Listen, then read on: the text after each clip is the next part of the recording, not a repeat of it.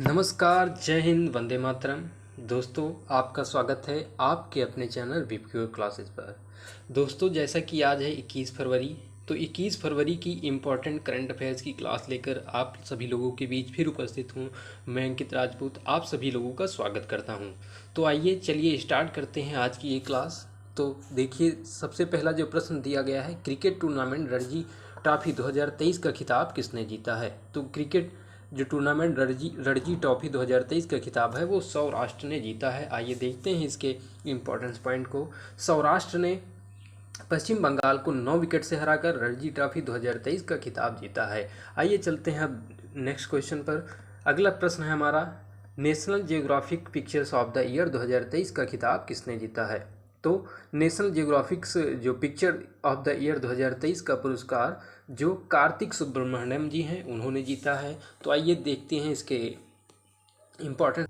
यह पुरस्कार इन्हें एक पेड़ की टहनी पर बसने के लिए संघर्ष कर रहे एक बाज की आकर्षक तस्वीर डांस ऑफ द ईगल के लिए प्रदान किया गया है। तो ये पुरस्कार किस लिए प्रदान किया गया है, एक जो उन्होंने आकृत एक तस्वीर बनाई थी डांस ऑफ द ईगल, इसके लिए इनको दिया गया है। इसी के साथ चलते हैं अगले प्रश्न नंबर देखते हैं 3।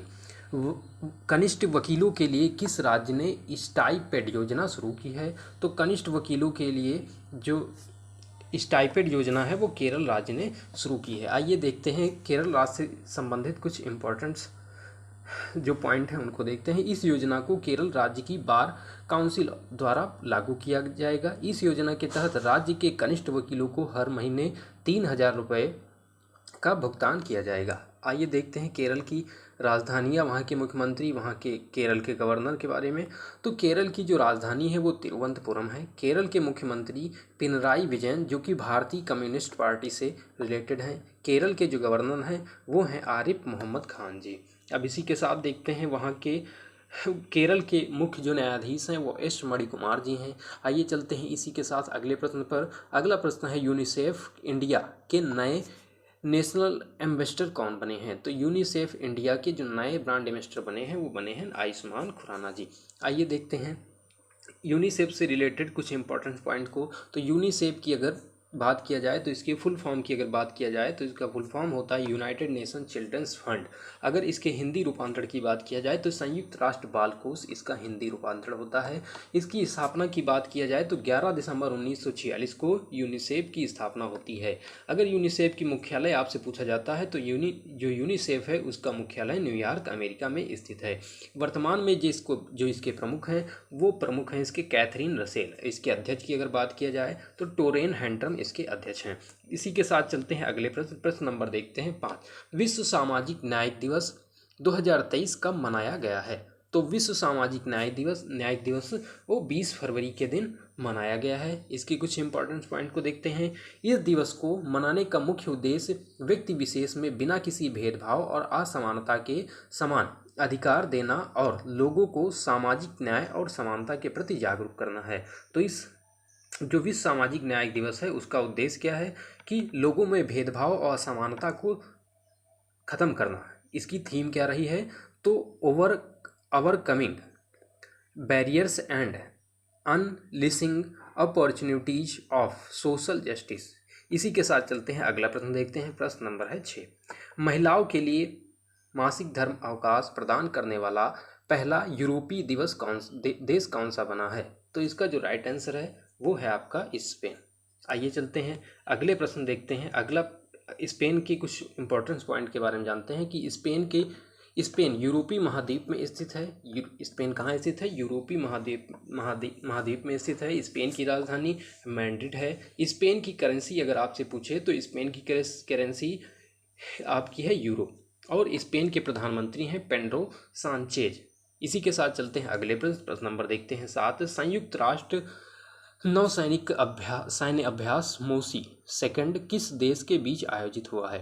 तो जो संयुक्त जो नौसैनिक अभ्यास है वो रूस, चीन और दक्षिण अफ्रीका के बीच स्टार्ट हुआ है जिसका नाम है मोसी सेकंड। तो मोसी सेकंड किन देशों के बीच स्टार्ट हुआ है, तो रूस, चीन और दक्षिण अफ्रीका के मध्य। इसी के साथ इसके कुछ इंपॉर्टेंट पॉइंट को देखते हैं। तो इस अभ्यास का मुख्य लक्ष्य रूसी संघ और पीपुल्स रिपब्लिक ऑफ चाइना के बीच नौसैनिक सहयोग को मजबूत करना और एशिया प्रशांत क्षेत्र में शांति तथा स्थिरता बनाए रखना। आयोजन स्थल इसका कहाँ हो रहा है? तो इसका आयोजन स्थल हिंद महासागर में हो रहा है। इसी के साथ चलते हैं, प्रश्न नंबर देखते हैं 8। भारत में पहला चैट जीपीटी संचालित AI चैटबॉट लेक्सी किस कंपनी ने लॉन्च किया है? तो इसका जो राइट आंसर है वेलोसिटी, इसका राइट आंसर हो गया वेलोसिटी। इसके कुछ इंपॉर्टेंट पॉइंट को देखते हैं। चैट बॉट एक कंप्यूटर प्रोग्राम है जो यूजर के सवालों को समझने और उनका जवाब देने के लिए आर्टिफिशियल इंटेलिजेंस और नेचुरल लैंग्वेज प्रोसेसिंग NLP का प्रयोग करता है। अब देखते हैं अगले प्रश्न। प्रश्न नंबर है 9। वस्तु एवं सेवा कर GST परिषद की 49वीं बैठक की अध्यक्षता किसने की है? तो आपकी जो ये बैठक हुई है GST की, उसकी जो 49वीं बैठक हुई उसकी अध्यक्षता निर्मला सीतारमण जी ने की है, जो वित्त मंत्री हैं। इसके इम्पोर्टेंट पॉइंट को देखते हैं। GST परिषद की बैठक में खुला बेचे जाने वाले राब तरल गुड़ पर GST 18% से घटाकर 0 करने का फैसला किया गया है। तो मतलब अब जो आपका जो तरल गुड़ जो होता था, जो राब बेचा जाता था, उस पर जो 18% की GST लगती थी उसको 0 घटाकर 0 कर दिया गया है। लेकिन इस गुड़ को पैक में लेबल के साथ बेचने पर 5% टैक्स लगेगा। अगर उसको पैक करके बेचा जाएगा तो 5% का टैक्स लगेगा। पेंसिल शार्पनर पर GST को 18% से घटाकर 12% कर किया गया है। अगर आयोजन पूछा जाए तो आयोजन स्थल नई दिल्ली में इसका हुआ है। इसी के साथ चलते हैं अगले प्रश्न। प्रश्न नंबर देखते हैं 10। जगुआर लैंड रोवर इंडिया के नए प्रबंध निदेशक MD कौन बने हैं? तो इसके जो नए MD बने हैं जगुआर लैंड रोवर इंडिया के, वो बने हैं राजन आंबा इसके MD बने हैं। Jaguar land rover JLR Tata Motors के स्वामित्व वाली कंपनी है। टाटा मोटर्स की स्थापना कब होती है? तो टाटा मोटर्स की स्थापना 1945 में होती है। और इसकी अगर बात किया जाए, इसका मुख्यालय कहाँ था? तो मुंबई में। संस्थापक हैं JRD टाटा, इसके संस्थापक थे। इसी के साथ चलते हैं अगले प्रश्न। प्रश्न नंबर देखते हैं 11। संयुक्त राष्ट्र सामाजिक विकास आयोग के 62वें सत्र की अध्यक्ष कौन बनी है? तो संयुक्त राष्ट्र संघ, जो संयुक्त राष्ट्र सामाजिक विकास आयोग, उसकी बात जो 62वीं सत्र की अध्यक्ष हैं वो बनी है रुचिरा कंबोज, जो कि भारतीय हैं। अब इसके कुछ इम्पोर्टेंट पॉइंट को देखते हैं। रुचिरा कंबोज वर्तमान में संयुक्त राष्ट्र में भारत की स्थायी प्रतिनिधि के रूप में कार्यरत हैं। इसी के साथ चलते हैं, प्रश्न नंबर देखते हैं 12। प्रश्न नंबर 12 कहता है कि निजी कंपनी द्वारा विकसित भारत के पहले APJ Abdul Kalam satellite launch vehicle mission 2023 को कहाँ से लॉन्च किया गया है? तो इसका जो राइट आंसर है वो राइट आंसर है पट्टीपोलम, तमिलनाडु से। इसी के साथ अब इसके इम्पोर्टेंस पॉइंट पर कवर करते हैं। इस मिशन के उद्देश्य देश के विभिन्न हिस्सों के कक्षा 6ठी के से 12वीं तक के 5000 से अधिक छात्रों को सैटेलाइट के डिजाइन और इसके विकास के लिए सक्षम बनाना है। इसी के साथ अब देखते हैं अगला प्रश्न नंबर देखते हैं 13। स्थिर जैमर प्रूफ संचार के लिए भारतीय वायुसेना ने किस प्लेटफॉर्म को लॉन्च किया है? तो स्थिर जैमर संचार के लिए भारतीय वायुसेना ने वायुलिंक को लॉन्च किया है। इसके इम्पोर्टेंस पॉइंट की अगर बात किया जाए तो भारतीय वायुसेना ने एक अभिनव समाधान वायुलिंक विकसित किया है जो खराब मौसम से निपटने में पायलटों की सहायता करेगा और बेस स्टेशन के साथ जैमर प्रूफ निर्बाध संचार भी प्रदान करेगा। इसी के साथ अब चलते हैं, प्रश्न नंबर देखते हैं 14। प्रश्न नंबर 14 कहता है कि संयुक्त राष्ट्र विकास कार्यक्रम UNDP ने अपने किस अभियान के लिए दूसरे वार्षिक एंथम पुरस्कार में स्वर्ण और रजत पदक जीता है? तो इसका जो राइट आंसर है वो है D, डोंट चूज इग्जिटेशन। अब इसके इम्पोर्टेंट पॉइंट की अगर बात किया जाए तो UNDP का डोंट चूज एक्सटेंशन अभियान जीवाश्म ईंधन सब्सिडी और ग्रह पर इसके नकारात्मक प्रभाव पर है। अब देखते हैं आज का अंतिम प्रश्न। इसी के साथ अभी हम लोग इसका रिवीजन भी करेंगे। तो देखते हैं आज का अंतिम प्रश्न। प्रश्न नंबर है 15। प्रसिद्ध यक्षगान गायक और पटकथा लेखक बलिपा नारायण भागवत का निधन हो गया है, इन्हें अन्य किस नाम से जाना जाता है?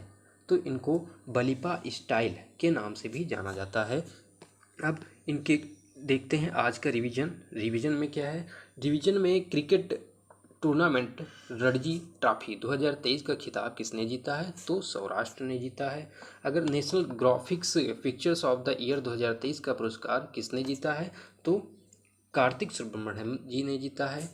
कनिष्ठ वकीलों के लिए किस राज्य ने स्टाइपेंड योजना शुरू की है? तो केरल ने शुरू की है। 4 नंबर प्रश्न जो था वो था यूनिसेफ इंडिया के नए नेशनल एम्बेसडर कौन बने हैं? तो वो बने हैं आयुष्मान खुराना जी। 5 नंबर प्रश्न था विश्व सामाजिक न्याय दिवस 2023 कब मनाया गया है? तो 20 फरवरी को मनाया गया है। अगर इसकी थीम की बात किया जाए तो overcome barriers and unleashing opportunities for social justice इसकी थीम थी। अब देखते हैं जो प्रश्न नंबर 6 था, महिलाओं के लिए मासिक धर्म अवकाश प्रदान करने वाला पहला यूरोपीय देश कौन सा बना है? तो इसका जो राइट आंसर है वो स्पेन। 7 नंबर प्रश्न था, संयुक्त नौसैनिक सैन्य अभ्यास मोसी सेकंड किन देशों के बीच आयोजित किया हुआ है? तो रूस, चीन और दक्षिण अफ्रीका के बीच हुआ है। आयोजन स्थल की बात किया जाए तो वो हिंद महासागर में हो रहा है। भारत में पहला चैट जीपीटी संचालित एआई चैट बॉक्स लेक्सी किस कंपनी ने लॉन्च किया है? तो वेलोसिटी कंपनी ने इसको लॉन्च किया है।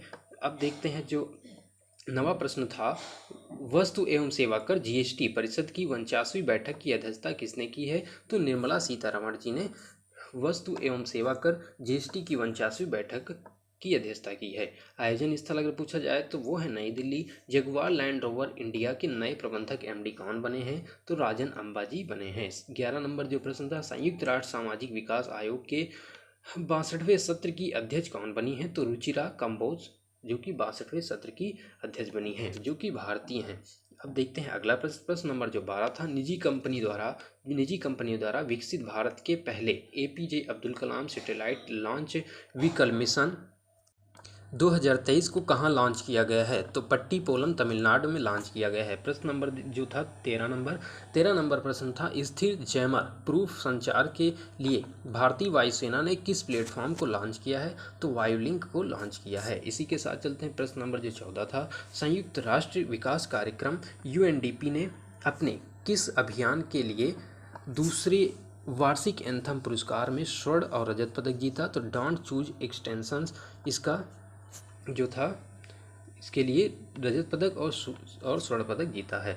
जो 15वां प्रश्न था, प्रसिद्ध यक्षगान गायक और पटकथा लेखक बलिप्पा नारायण भागवत का निधन हो गया है, इन्हें अन्य किस नाम से जाना जाता था? तो इनको बलिप्पा स्टाइल के नाम से भी जाना जाता था। इसी के साथ आज की क्लास समाप्त होती है। आप लोगों को यह क्लास कैसी लगी कमेंट बॉक्स में कमेंट करके ज़रूर बताइएगा। धन्यवाद। फिर मिलेंगे एक नई क्लास के साथ, तब तक के लिए धन्यवाद।